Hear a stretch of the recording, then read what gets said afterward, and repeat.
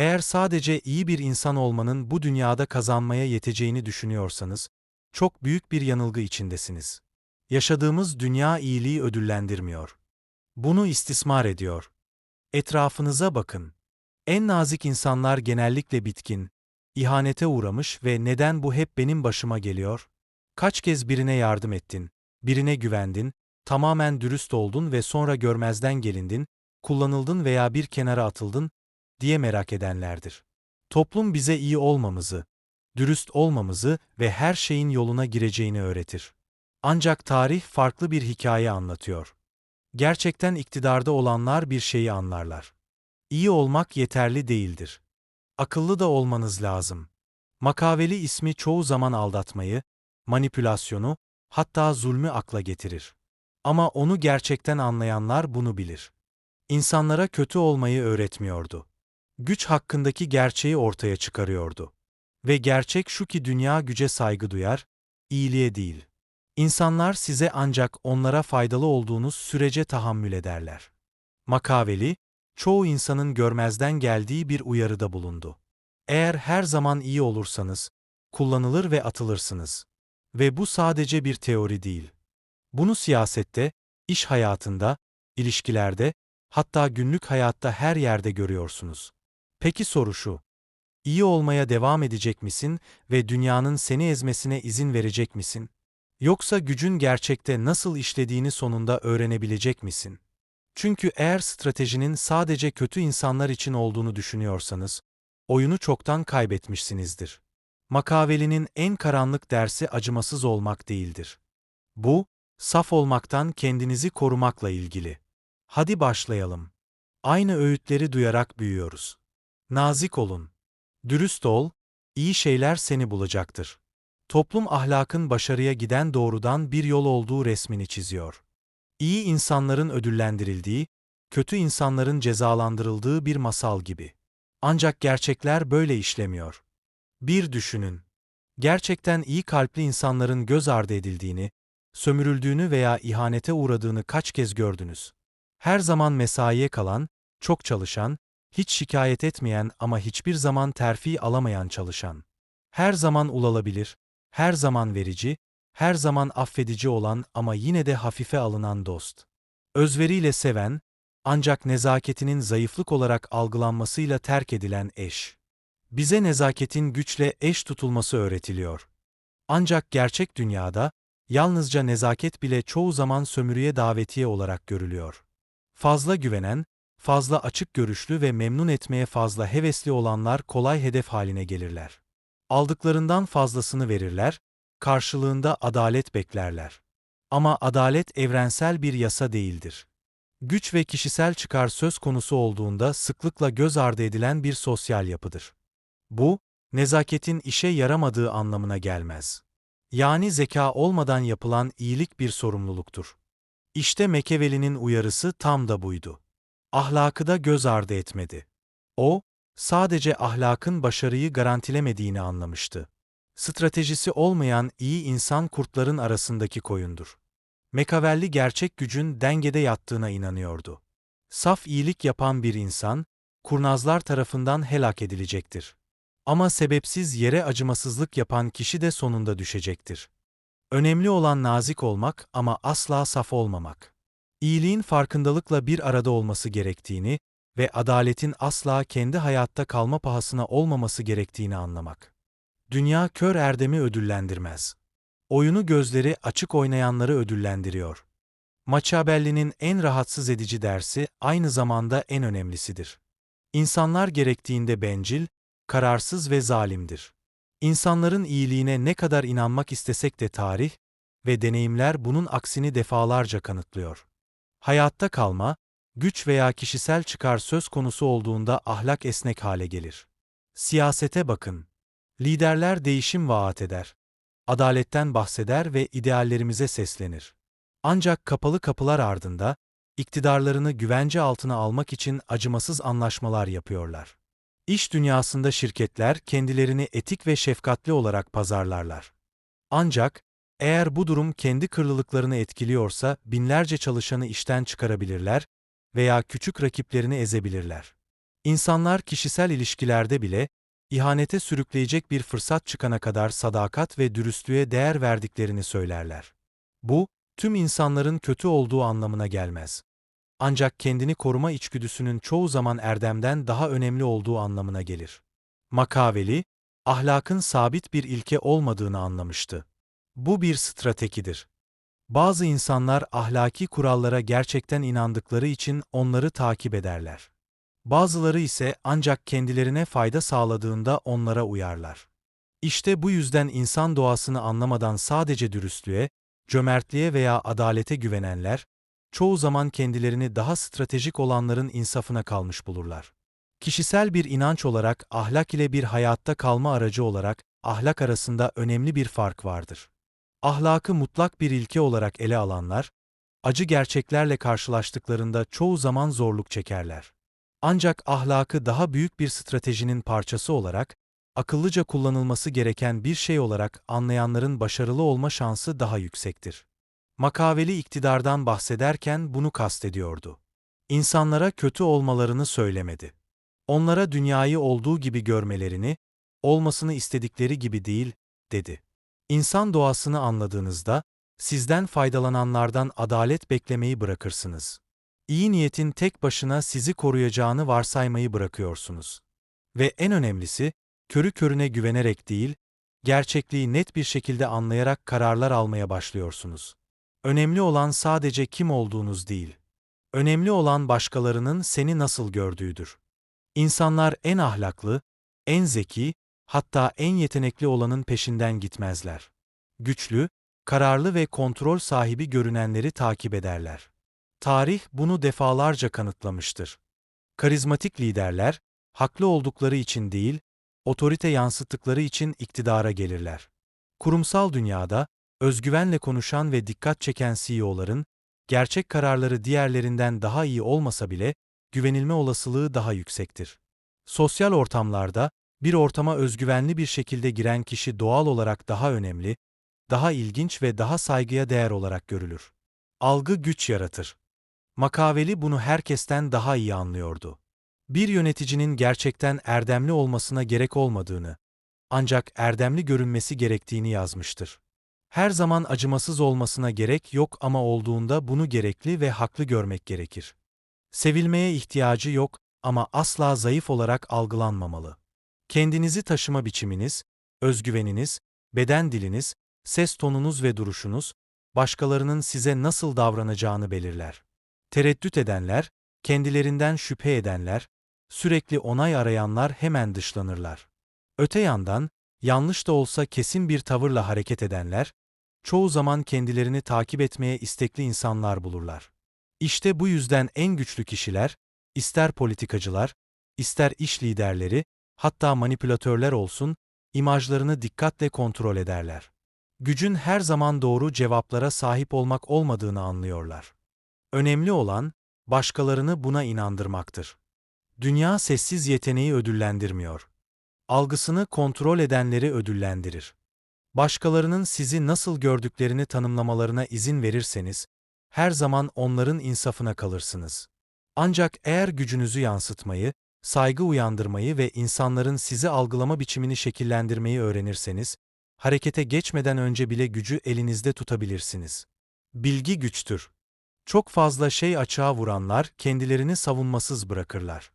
Günümüz dünyasında insanlar paylaşma tutkusuna kapılmış durumda. Daha doğrusu aşırı paylaşım. Sosyal medya, sohbetler, hatta sıradan etkileşimler bile insanların düşüncelerini, planlarını ve zayıflıklarını ortaya döktükleri insanlarla dolu. Ancak Machiavelli'nin görüşü çok farklıydı. Akıllı bir yönetici bütün düşüncelerini açığa vurmaz. Neden?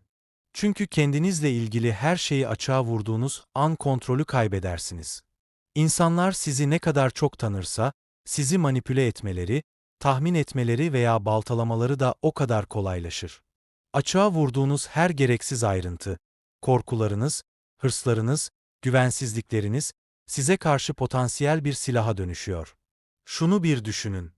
Müzakerelerde en çok konuşan taraf etkisini kaybeder. Arkadaşlıklarda sürekli onay arayan kişi, sonunda saygısızlığa uğrar. İş hayatında tüm stratejilerinizi çok erken ortaya koymanız, rakiplerinizin sizi alt etmesine neden olur. Aşırı açıklama yapan veya yaptıklarını sürekli olarak haklı çıkarma ihtiyacı hisseden kişiler, kendilerini daha zayıf bir konuma sokarlar. Niyetlerini belli ederler ve böylece başkalarının hareketlerini önceden tahmin edip karşı koymaları kolaylaşır. Tarihteki en güçlü kişiler genellikle en öngörülemez kişilerdi. Bunun nedeni dengesiz olmaları değil, bilgi akışını kontrol etmeleriydi. Gerektiğinde konuştular, gereğinden fazlasını asla açıklamadılar ve insanları merakta bıraktılar. Bu durum gizemli ve otoriter bir hava yaratıyordu. Zahmetsizce saygı uyandıran liderleri düşünün. Kendilerini anlatmak için acele etmiyorlar. Her düşüncelerini paylaşmıyorlar. Bunun yerine başkalarının merak etmesine izin verdiler. Başkalarının varsaymasına izin verin. Ve başkaları onların onayının peşinden koşsun. Daha az konuş. Daha fazlasını gözlemleyin. Ne kadar az konuşursanız, kendinizi kontrol altında tutarken başkaları hakkında o kadar çok şey öğrenirsiniz. Onay aramaktan kaçının. Başkalarının onayına ihtiyaç duymak, sizi onların fikirlerine bağımlı kılar. Sessizlik, insanların varlığınıza saygı duymasını sağlar. Sözlerinizde dikkatli olun. Konuştuğunuz zaman, bunu anlamlı kılın. Her kelime önem taşırsa insanlar daha dikkatli dinler. Gizem sanatında ustalaşın. Gelecekteki hamlelerinizi ve kişisel düşüncelerinizi gizli tutun. İnsanların yalnızca göstermeyi seçtiklerinizi görmelerine izin verin. Machiavelli, gücün sadece eylemlerde değil, algıda da olduğunu anlamıştı. Ve en güçlü algı, insanların asla tam olarak çözemediği algı. Çok fazla bulunanın kıymeti bilinmez. Bu her şey için geçerli bir gerçektir. Para, zaman, fırsatlar ve hatta insanlar. Bir şey ne kadar ulaşılabilir olursa, insanlar onu o kadar az takdir ediyor. Oysa çoğu insan, her zaman hazır bulunmanın, her zaman verici olmanın, her zaman evet demenin kendilerini daha çok sevilen, saygı duyulan ve vazgeçilmez kılacağına inanır. Ama gerçekte tam tersi oluyor. Her zaman ulaşılabilir olan kişi öngörülebilir olur. Her zaman sınırsız veren kişi hafife alınır. Sınır koymayan kişi bir öncelik olarak değil, bir seçenek olarak görülür. Bir düşünün. Her zaman ekstra çalışmaya evet diyen çalışanların terfi alması çok nadirdir. Sadece daha çok iş alıyorlar. Başkalarına daima vakit ayıran arkadaşlar, çoğu zaman kendi ihtiyaçlarının göz ardı edildiğini görürler. İlişkide sürekli peşinden koşan taraf çoğu zaman değerinin bilinmediği bir kişi olur. Machiavelli bu prensibi iyi anlamıştı. Saygı, gizem ve kontrol havasını koruyarak inşa edilir. Eğer her zaman etrafta olursanız, her zaman verici olursanız ve her zaman evet derseniz, algılanan değerinizi kaybedersiniz. En büyük liderler, düşünürler ve yöneticiler yokluğu bir araç olarak nasıl kullanacaklarını biliyorlardı. Stratejik olarak geri adım attığınızda insanlar sizi özlemeye başlar. Daha az ama daha etkili konuştuğunuzda, sözleriniz daha fazla ağırlık taşır. Sürekli vermek yerine seçici davrandığınızda, cömertliğiniz daha çok değer kazanır. İşte bu yüzden ünlüler, üst düzey CEO'lar ve nüfuzlu kişiler kendilerini herkese açık hale getirmiyorlar. Bunların kıtlığı talebi yaratır. İnsanlar kolay kolay elde edemeyecekleri şeyleri arzularlar. Bunu hayatınızda nasıl uygulayabilirsiniz? Aşırı vermeyi bırakın. Zamanınızı ve çabanızı, onları bekleyenlere değil, gerçekten takdir edenlere verin. Seçici bir şekilde hazır olun. Önemli olduğunda orada olun, ancak sürekli olarak ulaşılabilir olmayın. İnsanların sizi bir daha ne zaman göreceklerini merak etmelerini sağlayın. Hayır deme sanatında ustalaşın. Hayır demek evetinizin değerini artırır. İnsanları zamanınıza ve sınırlarınıza saygı duymaya zorlar. Gizemli bir hava yaratın. Kendinizle ilgili her şeyi bir anda ortaya koymayın. İnsanların sizin hakkınızda daha fazla şey bilme hakkını kazanmasına izin verin. Machiavelli'nin dersi açıktır. Kıtlık güç yaratır. Kontrollü varlık otorite oluşturur. Ve stratejik mesafe saygıyı gerektirir. Machiavelli nezakete karşı değildi. O, zayıflığa karşıydı. Modern dünyada nazik olmanın yeterli olduğu yönünde tehlikeli bir efsane var. Eğer iyiyseniz, Dürüstseniz ve cömertseniz, dünya sizi ödüllendirecektir. Ancak gerçek her seferinde bunun tam tersini kanıtlıyor. İnsanlar, arkasında güç olmadığında iyiliği suistimal ederler. Dürüstlük stratejiyle korunmadığında onu istismar ederler. Ve saygı talep edenleri, ama bunu sağlamak için hiçbir şey yapmayanları görmezden geliyorlar. Maveli bunu anlamıştı. Zalem Oel Demedi. Güçlü ol dedi. Gerçek güç, nezaketle zekayı dengelemekten gelir. Tarihin en saygın liderlerini, en etkili insanlarını düşünün. Nazik miydiler? Evet. Ama asla zayıf değillerdi. Akıllı bir lider sadakati ödüllendirir. Ancak tehditleri ortadan kaldırmaktan da çekinmez. Güçlü bir birey başkalarına yardım eder. Ama asla kendi varlığını tehlikeye atarak değil. Güçlü bir insan herkesi körü körüne memnun etmeye çalışmak yerine kendi savaşlarını seçer. Nezaket bir zorunluluk değil, bir tercihtir. Onu bekleyenlere değil, onu hak edenlere vermek gerekir. Ve bu her zaman hayır diyebilme, uzaklaşabilme ve kendi çıkarlarını koruyabilme yeteneğiyle dengelenmelidir. Asıl soru şu: saf mı kalacaksınız yoksa kontrolü ele mi alacaksınız? Dünya pasif iyiliği ödüllendirmez. Ne zaman nazik, ne zaman sert olacağını bilenleri ödüllendirir. O halde soru şu: dünyanın size adil davranmasını mı bekleyeceksiniz yoksa kendi kaderinizi mi kontrol edeceksiniz? Seçim sizin. Eğer bu video düşünce tarzınızı değiştirirse burada durmayın. Güç sadece bilmek değildir. Başvuru meselesi. Çoğu insan bu tür dersleri duyunca başını sallayıp onaylıyor. Sonra da eskisi gibi olmaya devam ediyor. Bunun sen olmasına izin verme. Bugünden itibaren dünyaya farklı bir gözle bakın. İnsanların güce nasıl tepki verdiğine dikkat edin. Aşırı derecede nazik olup da stratejisi olmayanların nasıl hafife alındığını görün. Ve en önemlisi, kendi hayatınızda gerçek değişiklikler yapmaya başlayın. Acımasız olmanıza gerek yok ama bilinçli olmanız gerekiyor. Zalim olmanıza gerek yok ama kontrol sahibi olmanız gerekiyor. Hayatta erdemli olmak tek başına yeterli değildir. Güçlü olmak, ne zaman susacağını ve ne zaman harekete geçeceğini bilmek gerekir. İnsanlar seni iyi biri olarak hatırlamak isteyebilir. Ama dünya iyi kalpli olanları değil, sonuç alanları ödüllendirir. Gerçek liderlik, herkesin hoşuna gitmeye çalışmakla değil, gerektiğinde zor kararlar alabilmekle mümkündür. Bazen adalet, sertlikle, bazen başarı, kurnazlıkla gelir. Önemli olan, oyunun kurallarını iyi bilmek ve gerektiğinde kendi kurallarını yazmaktır. Çünkü nihayetinde, tarih kazananları yazar.